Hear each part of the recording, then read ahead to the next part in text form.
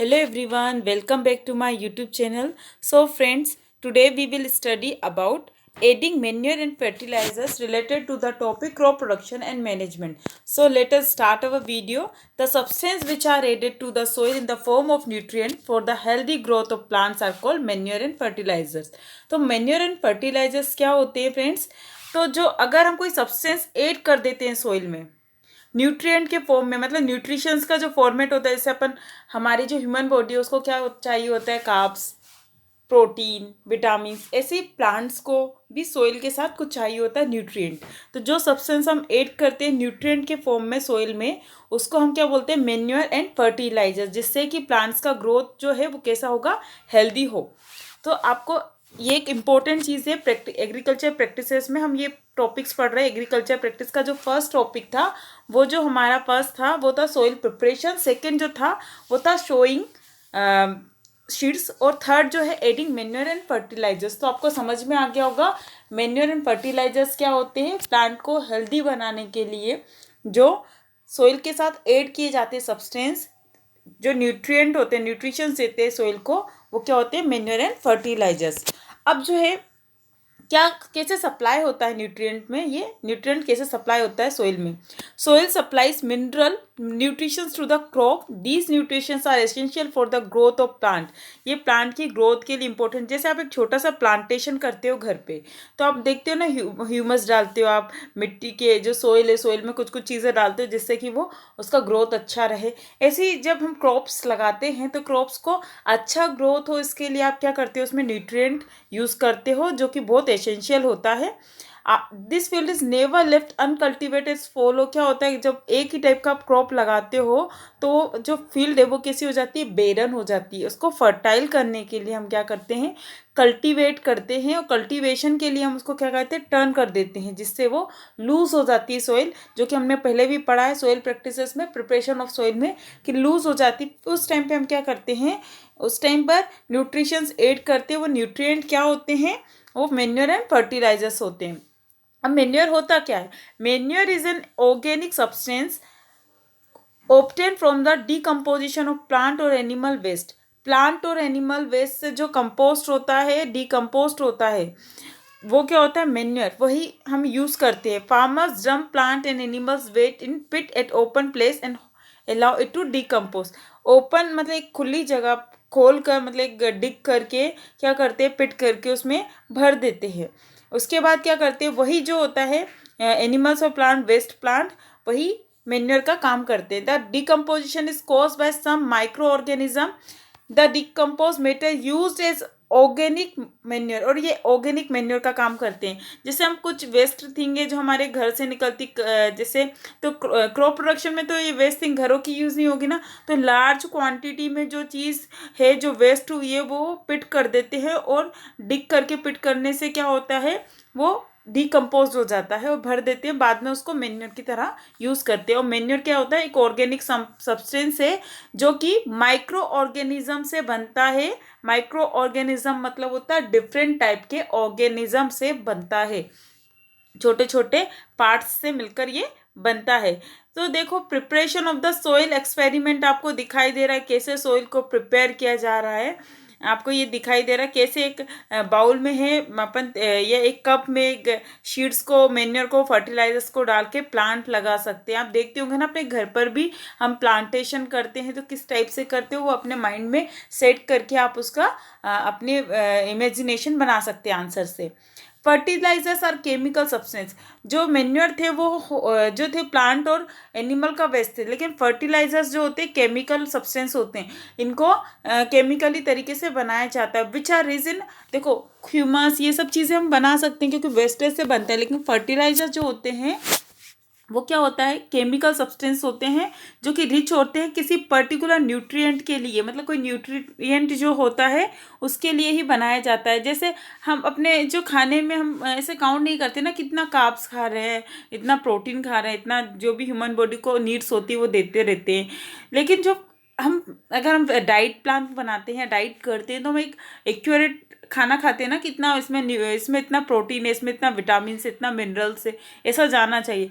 वैसे ही केमिकल तरीके से फर्टिलाइजर्स तैयार होते हैं जिनका वेटेज होता है, जिससे ग्रोथ होना 101% फिक्स होता है। तो जो फर्टिलाइजर्स है वो केमिकल सब्सटेंस होता है जो कि केमिकल तरीके से बनाया जाता है। Fertilisers are produce in a factory. ये कहाँ पर प्रोड्यूस होता है? फैक्ट्रीज में प्रोड्यूस होता है।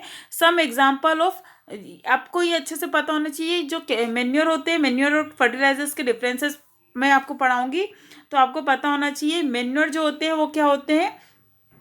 वो मैन मेड होते हैं, और जो फर्टिलाइजर्स होते हैं वो क्या होते हैं? फैक्ट्रीज में प्रिपेयर होते हैं। ये भी मैन मेड होते हैं पर फैक्ट्रीज में प्रिपेयर होते हैं, और ये केमिकल सब्सटेंस है।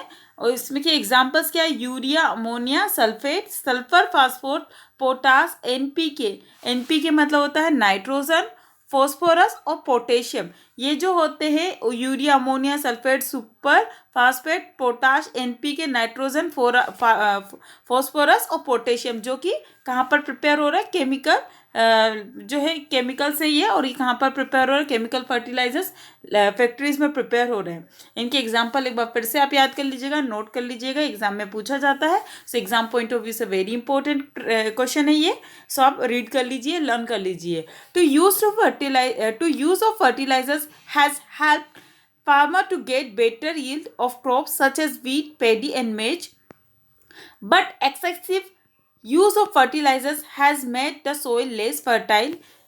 Fertilizers have also become a source of water pollution. जो फर्टिलाइजर्स बनाते टाइम क्या होता है? वाटर पोल्यूशन होता है।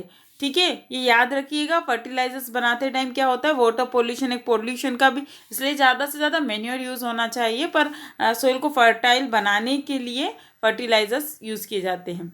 Therefore in order to maintain the fertility of the soil we have to substitute fertilisers by organic manure. अब organic manure आपने पढ़ा है, ऑर्गेनिक मैन्योर क्या अपना मैन्योर में आता है जो कि प्लांट्स और एनिमल से बनता है। Leave the field uncultivated in between two crops. दो क्रॉप्स को अनकल्टिवेटेड हो जाती तो फर्टिलाइजर्स मतलब क्या होता है? एक ही टाइप की मैंने बताया, क्रॉप्स लगाते लगे फर्टिलिटी कम हो जाती है, फील्ड बेरन हो जाती है, इसको फर्टाइल करने के लिए भी अपन इसका यूज़ करते हैं। ये जो आता है, अपन ने देखा होगा कि राइजोबियम बैक्टीरिया होता है, वो भी क्या करता है? इसको जो है प्रोटेक्ट करता है इन सब चीज़ों से जो कि हमारे प्लांट्स को नुकसान पहुंचाती है। राइजोबियम के बारे में आपको मैं डिटेल में बाद में पढ़ाती हूँ। अभी हम इसको कंप्लीट करते हैं डिफरेंसेस को, कि क्या डिफरेंस एक्चुअल में फर्टिलाइजर्स और मैन्योर क्या होते हैं, और उनके डिफरेंसेस क्या है। ये एक इम्पोर्टेंट आंसर है, आता है एग्जाम में, लर्न कर लीजिएगा, नोट भी कर लीजिएगा। Fertilisers, manure. A fertilisers is an inorganic salt. जो फर्टिलाइजर्स होता है वो इनऑर्गेनिक सोल्ट होता है, बताया था, केमिकल प्रोसेस से प्रिपेयर होता है। मैन्योर जो होता है वो natural substance obtain by the decomposition of cattle dung, human waste and plant residues.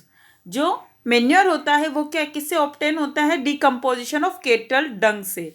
Kettle का जो डंग होता है, मतलब डंग मतलब जो गोबर टाइप होता है वो, ह्यूमन वेस्ट, प्लांट से ये रेसिड्यू होता है क्या? मैन्योर। डिकम्पोजिशन से बनता है ये, और ये क्या होता है? इनऑर्गेनिक वेस्ट है, ये inorganic salt. If fertilisers is prepared in factory, जो फर्टिलाइजर से फैक्ट्री में प्रिपेयर होता है, मैंने बताया था केमिकल सब्सटेंस से ये फैक्ट्री में प्रिपेयर होगा। ये जो है मैन्योर वो प्रिपेयर्ड किस में होता है? फील्ड में, ऑटोमेटिकली फील्ड में प्रिपेयर हो जाता है। प्लांट्स वगैरह का जो वेस्ट निकलते हैं, एनिमल्स वगैरह छोटे छोटे जो भी बड़े बड़े जो भी, इनको पिट करके बनाया जाता है मैन्योर, जबकि फर्टिलाइजर जो है फैक्ट्री में बनाया जाता है। A fertiliser does not provide any humus to the soil. Fertilisers जो है उसको कोई भी ह्यूमस प्रोवाइड नहीं किया जाता है, और अपने आप ये मतलब ये फैक्ट्री में प्रिपेयर किया जाता है, जबकि मैन्योर को ह्यूमस प्रोवाइड किया जाता है, ये ह्यूमस की हेल्प से बनता है। ह्यूमस मतलब होता है खाद वगैरह। Fertilisers are very rich in plant nutrient like nitrogen, phosphorus and potassium. ये इसके एग्जाम्पल्स ही फर्टिलाइजर्स के, तो ये रिच होगा इसमें। और मैन्योर जो होता है वो लेस रिच होता है प्लांट न्यूट्रिशंस के लिए। अब ये आपको केमिकल तरीके से बनाया जाता है, ये केमिकल तरीका नहीं है, डिकम्पोजिशन के थ्रू बनाया जाता है। तो ऑलरेडी ये केमिकल तरीके से इसको पूरा प्रिपेयर किया जाता है, तो ये क्या होगा? रिच ही होगा ना, पोटेशियम, फॉस्फोरस और नाइट्रोजन के लिए। लेकिन ये जो मेन्योर है वो बिना किसी इन्वायरमेंट के नुकसान को किए हुए बनाया जाता है, तो थोड़ा लेस रिच होता है प्लांट्स न्यूट्रिशंस में। सो इसको आप इसके जो डिफरेंसेस है वो अच्छे से प्रिपेयर कर लीजिएगा।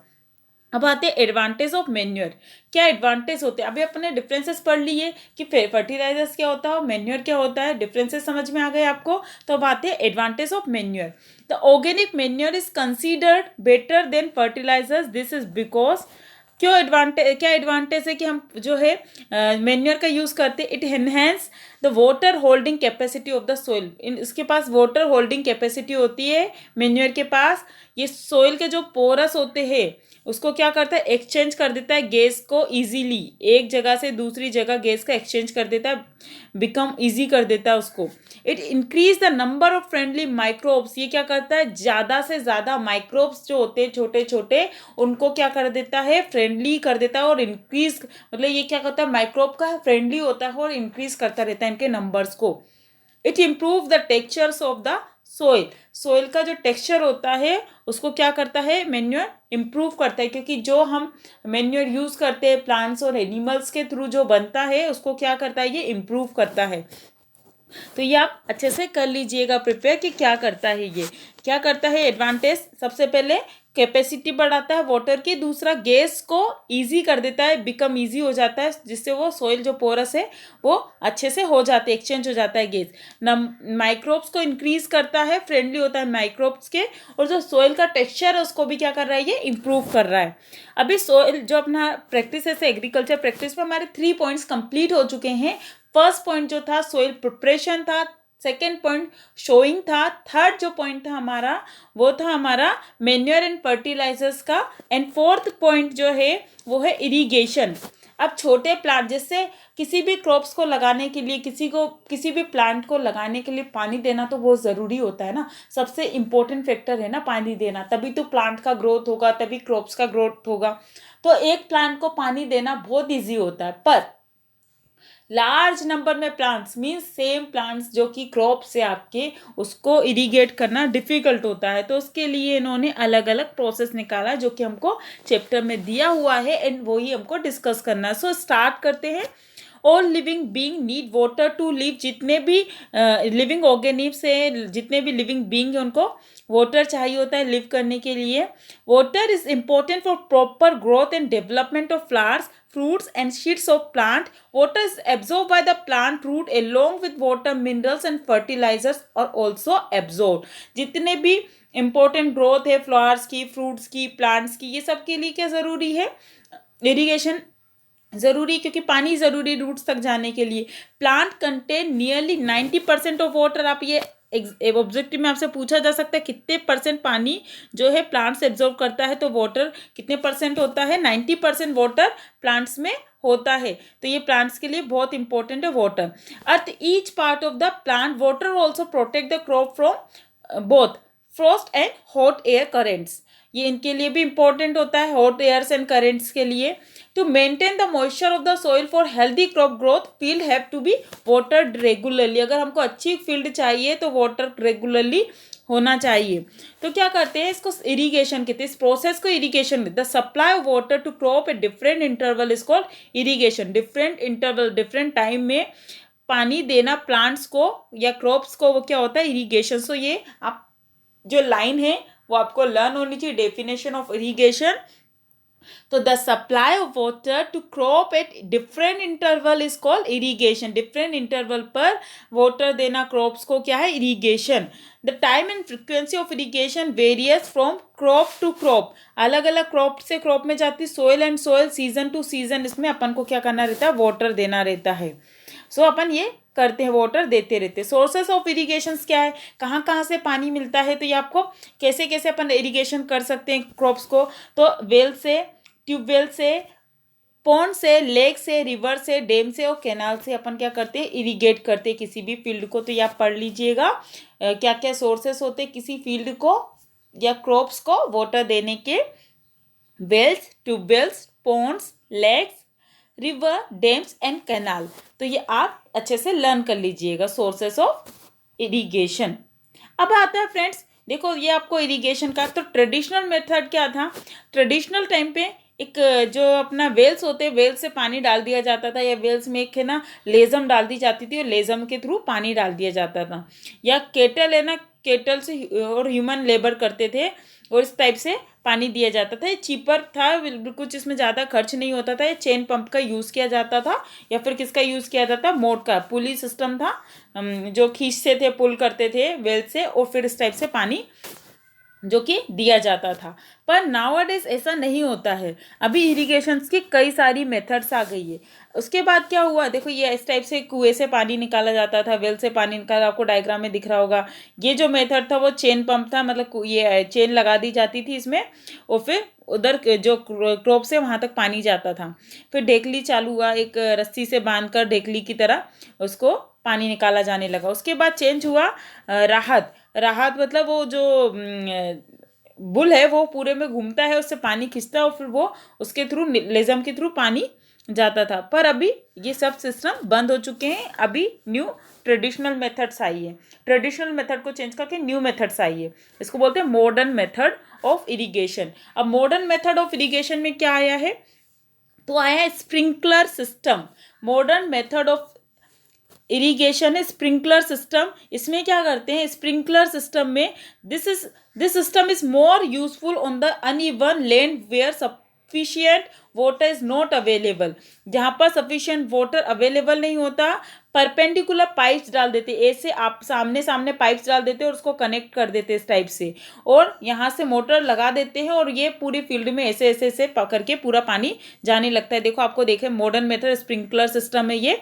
इसमें क्या हो रहा है, यहाँ पर मोटर चालू कर दी जाती है, electric motor we will use, and after that जितना भी ये स्प्रिंकलर सिस्टम है इसमें पैरेलल जो पाइप्स है वो कनेक्ट कर दिए जाते हैं ऐसे ऐसे इस टाइप से। ये पैरेलल पाइप्स इधर जोड़ दिए जाते हैं और जहाँ आगे तक ये पानी का सप्लाई होता जाता है उस टाइप से ये पानी का सप्लाई किया जाता है।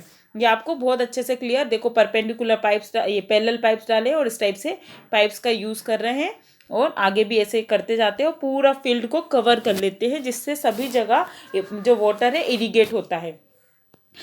The perpendicular pipes having rotating nozzle on top, rotating nozzle कभी अभी फील्ड में ऐसे जो है ये भी यूज़ किया जाता है। ऐसे रोड लगा दी जाती है और ऐसे ऐसे पानी पूरे इसमें शावर की तरह जाता रहता है और ये पूरा क्लॉकवाइज घूमता रहता है और रोटेट भी होता रहता है, जिससे सब जगह पानी जाता रहता है। तो ये भी एक स्प्रिंकल जो सिस्टम है उसका है। यहाँ पर स्प्रिंकलर सिस्टम का यूज़ किया, देखो ये आप देख रहे होंगे, ये एक ऐसा ऐसे ऐसे करके पूरे जो कवर है वो कर रहा है, ये इस एरिया को कवर कर रहा है, ये इस एरिया को कवर कर रहा है, ऐसे स्प्रिंकलर सिस्टम में पानी जाता है। इसके बाद जो आया है वो ड्रिप सिस्टम है। ड्रिप सिस्टम में क्या करते हैं, water falls drop by drop, water है वो ड्रॉप बाय ड्रॉप तक जाता है, पोजीशन ऑफ द रूट, जहाँ तक रूट है वहाँ की पोजीशन पर जाता है। So it is called drip system. इसको क्या बोलते हैं, drip system. It is the best technique for watering fruit plant in gardens and trees. The system provide water to plant drop by drop, water is not wasted at all. इसमें water waste नहीं होता है। क्यों नहीं होता है, क्योंकि ये ड्रॉप टू ड्रॉप रूट्स में जाता है और इसमें वाटर वेस्ट नहीं होता। तो आपने दो जो है टेक्निक्स पढ़े हैं जो इरिगेशन के, फर्स्ट है स्प्रिंकलर सिस्टम, दूसरा है ड्रिप सिस्टम। स्प्रिंकलर सिस्टम में पेलर और परपेंडिकुलर पाइप्स होते हैं, जिसमें एक होल्डर से स्प्रिंकलर जुड़ा होता है और उससे पानी जो है वाटर है वो चारों साइड जाता है और वो रोटेट होता रहता है अपनी प्लेस से, ताकि वो पूरी जगह पानी का जो है सप्लाई वो होता रहे, इरिगेट होता रहे क्रॉप्स। इसके अलावा जो हमने पढ़ा ड्रिप सिस्टम, इसमें क्या होता है, पानी वेस्टेज के कम चांस रहते हैं और ये जो प्लांट्स है उसके रूट्स में जो है पानी प्रॉपर जाता है और उसका वाटरिंग होता रहता है फ्रूट प्लांट में। इसके बाद आता है नेक्स्ट, जो कि हमारा है एग्रीकल्चर प्रैक्टिसेस का next point, protection from weeds. Weeds क्या होते हैं फ्रेंड्स, तो वीड्स आपको अच्छे से पता होना चाहिए। मैंने आपको पहले भी क्लियर किया है वीड्स के बारे में मेरे फर्स्ट वीडियो में। जो वीड्स होते हैं मतलब होते हैं एक्स्ट्रा प्लांट्स जो आसपास क्रॉप्स के लग जाते हैं, वो वीड्स होते हैं। उसको उससे प्रोटेक्ट करना भी ज़रूरी होता है, क्योंकि वो हमारी जो क्रॉप्स उसको ख़राब कर सकते हैं या उसका स्पेस ले सकते हैं। तो in a field many other undesirable plants may grow naturally along with the crop. These undesirable plants are called weeds. अब weeds क्या है ये मैंने आपको क्लियर किया है। जो फील्ड में मेनी अदर अनडिजायरेबल प्लांट में grow naturally along with the crop के साथ होते हैं, जो कि अनडिजायरेबल होते हैं, जो हमको नहीं चाहिए होते, उनको क्या बोलते हैं हम, वीड्स। अब क्या करना होता है, इनको रिमूव करना होता है। तो the removal of weeds is called weeding. Weeding क्या है? वीडिंग एक प्रोसेस है जिसमें हम क्या करते हैं, अनडिजायरेबल जो वीड्स है उसको हम क्या करते हैं, रिमूव करते हैं। तो ये जो एक्स्ट्रा प्लांट्स है हम उनको क्या करना है, हटाना, वीडिंग कहलाता है। Farmer adopt many ways to remove weeds and control their growth. Farmer क्या करते हैं, कई सारी मेथड का यूज करते हैं ताकि ये जो वीड्स है वो हट जाएं। Tilling before showing off crops helps in uprooting and killing of weeds.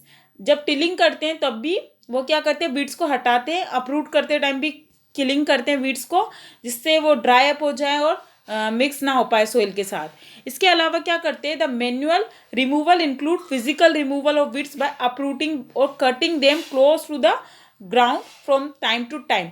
खुरपी जो होता है, खुरपी, ये जो ट्रेडिशनल मेथड में क्या करते थे, खुरपी की हेल्प से वीड्स जो होते हैं, जो एक्स्ट्रा प्लांट्स लग जाते हैं क्रॉप्स के साथ, उसको खुरपी की हेल्प से क्या करते थे, टाइम टू टाइम क्या करते हैं, रिमूव करते हैं। तो ये आप क्लियर रखिएगा, जो टाइम टू टाइम क्या करते हैं, खुरपी की हेल्प से जो वीड्स है उसको रिमूव करते हैं।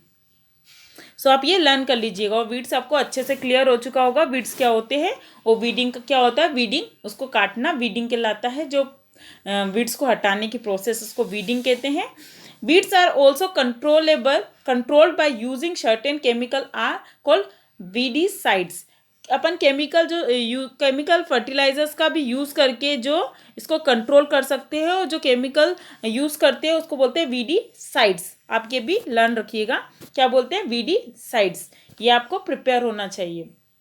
इसका भी स्प्रे कर देते हैं क्रॉप्स में ताकि जो वीड्स है वो उसमें ना लगे। तो देखिए, स्प्रेइंग वीडीसाइड्स, ये जो फार्मर है वो वीडीसाइड्स का यूज़ कर रहा है ताकि ये जो एक्स्ट्रा आप ग्रीन प्लांट्स देख रहे हैं क्रॉप्स में लगे हुए हैं, ये जो आपको ग्रीन जो एक्स्ट्रा दिख रहे हैं क्रॉप्स के आसपास, तो ये ना लग पाए। तो ये फार्मर इसका यूज़ कर रहा है वीडीसाइड्स का स्प्रे। देखो आपको डायग्राम में क्लियर है, नेमिंग के थ्रू वीडीसाइड यूज़ कर रहा है स्प्रेइंग करके। As already mention that the weedicide are spread during the vegetative growth of weeds before flowering and sheets formation। Formation के पहले ही इसका वीडीसाइड का भी यूज किया जा सकता है। अब आता है मोस्ट इंपॉर्टेंट, हार्वेस्टिंग। अब आपकी क्रॉप तैयार हो जाती है क्योंकि आपने क्या किया था, सोइल प्रिपरेशन किया, फिर शीट्स डाल दिए, फिर आपने उसको जो है वीड्स हटा दिए, उसके बाद आपने जो प्रैक्टिस का है ये आपने उसको वीड्स को हटाया, इरिगेट किया फील्ड को। अब आपका जो नेक्स्ट है वो हार्वेस्ट, मतलब कि जब क्रॉप्स प्रिपेयर हो गई है, तो क्रॉप्स प्रिपेयर हो गई तो उसको निकालना भी तो इम्पोर्टेंट है ना। तो आप क्या करते हैं, हार्वेस्टिंग। तो harvesting of crop is an important task. ये एक इम्पोर्टेंट टास्क है। The cutting of crop after it is mature is called harvesting. जो क्रॉप्स आपने प्रिपेयर किया है उसको आप क्या करेंगे, कटिंग करेंगे। After mature is called harvesting. मतलब जैसे ही आपकी क्रॉप प्रिपेयर हो गई, आप उसको क्या करने वाले हो, हार्वेस्ट करने वाले हो, उसकी कटाई करने वाले हो। तो क्या होता है, इसके लिए हम कौन सी मशीन का यूज़ करते हैं, हार्वेस्टर का। और थ्रेसिंग मशीन से हम इसको क्या करते हैं, क्लीन करते हैं। तो देखो ये आपको दिखाई दे रहा है, हार्वेस्टर जो मशीन है ये दिखाई दे रही होगी आपको डायग्राम में। इस मशीन का हम यूज़ करते हैं कटिंग करने के लिए। और फार्मर विथ स्मॉल होल, अब जब वो कंप्लीट हो जाता है, हार्वेस्टिंग कटाई हो जाती है हार्वेस्टर से। हार्वेस्टर मतलब एक मशीन होता है जिससे क्या होता है, अपने आप कटती जाती है, फील्ड में ले जाते हैं। बाद में उसको क्लीन करना पड़ता है, विनोइंग करना पड़ता है ताकि ग्रेन सेपरेट हो जाए और शार्प जो है वो अलग हो जाए। तो क्या करते हैं, विनोइंग की प्रोसेस में थ्रेसिंग का यूज़ करते हैं। थ्रेसर एक मशीन होती है जिससे जो अपने ग्रेन से वो बाहर आ जाए और जो एक्स्ट्रा जो है शार्प वो बाहर आ जाए। तो इसके लिए हम कौन सी मशीन का यूज़ करते हैं, थ्रेसिंग मशीन का। तो ये जो मशीन आपको दिखाई दे रही थ्रेसर है। जैसे आप घर में चलनी का यूज़ करते हो, आटा साफ करने के लिए, छानने के लिए, जो एक्स्ट्रा है वो ऊपर रह जाए और जो आटा है नीचे चला जाए। ऐसे ही आप चाय पत्ती के लिए, आप टी बनाते टाइम चाय पत्ती ऊपर रह जाए, इसके लिए यूज़ करते हैं। वैसे ही विनोइंग का यूज़ करते हैं, किसके लिए, हार्वेस्टिंग के लिए। अबे harvest festival, after 3 or 4 months of hard work there comes the day of the harvest, the sight of golden field और standing। 3 से 4 मंथ के बाद आपका हार्वेस्ट का फेस्टिवल आता है, क्योंकि आपके जो क्रॉप है वो रेडी हो जाती है इतने स्ट्रगल के बाद। देखो आपने कितना कुछ किया उसके लिए, सोइल डाला, वेट किया, इरिगेशन, इवन टेम्परेचर वगैरह सब देखकर आपको फील्ड में रेनफॉल, ह्यूमिडिटी, ह्यूमस, बीट्स, इतना कुछ करने के बाद आपकी सोइल है वो प्रिपेयर होती है। तो उसका फेस्टिवल होता है वो सेलिब्रेट किया जाता है इंडिया में, उसको स्पेशल फेस्टिवल कहते हैं। और स्पेशल फेस्टिवल जो होता है वो क्या किस दिन होता है? पोंगल, बैसाखी, होली, दिवाली, नबानिया और बिहू, वो उसके फॉर्म में सेलिब्रेट किया जाता है जब हमारी क्रॉप कैसी होती है? रेडी होती है। तो फ्रेंड्स हमने जो है हमारे सारे पॉइंट्स जो एनसीईआरटी बुक से मैंने कवर किए। एक लास्ट पॉइंट है स्टोरेज। अब जब हमारा क्रॉप रेडी हो गया है तो उसको स्टोर करना भी तो एक इम्पोर्टेंट टास्क है। तो storage of produce is an important task of the crop grain are to be kept for longer time. लंबे समय तक वो रहे, स्टोर रहे, इसके लिए इंसेक्ट, मॉइस्चर, मतलब पानी नहीं जाना चाहिए। गेहूं में अगर पानी चला जाता है तो कैसा हो जाएगा? खराब हो जाएगा। जो अपने जितना भी ग्रेन्स है, सोयाबीन है, उसमें पानी चला जाएगा या कुछ भी हो जाएगा, मॉइस्चर, इंसेक्ट रेट, तो ये सबसे क्या हो जाएगा? खराब हो जाएगा। कीड़े लग जाएंगे, इंसेक्ट्स उसको अटैक कर देंगे तो कैसा हो जाएगा? अपना वो खराब हो गया। तो उसको पेस्टिसाइड, बैक्टीरिया, फंगाई सबसे बचाना होता है। तो इसके लिए हमको स्टोरेज भी एक प्रॉपर स्टेप होता है।